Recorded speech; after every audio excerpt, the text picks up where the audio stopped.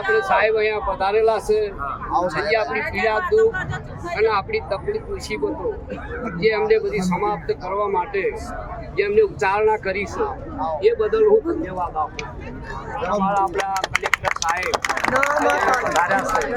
એ બદલ પણ હું ધન્યવાદ આપું.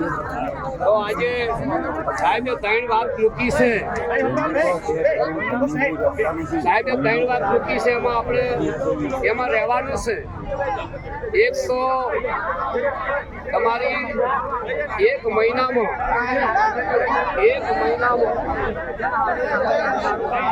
મહિનામાં જે તમને જમીન ફાળવીને આપવાની છે એ સાહેબે હુકમ કરી દીધો છે. બીજું કે 1 મહિના સુધી તમારી વ્યવસ્થા કે જે રહેવાની જમવાની એ પણ સાહેબે કરી દીધી છે.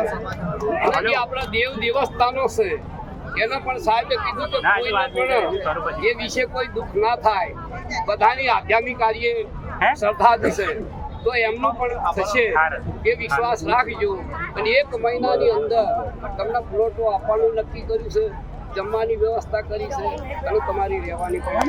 નવા આપણે બીજું કંઈ કરવાની કંઈ જરૂર નથી.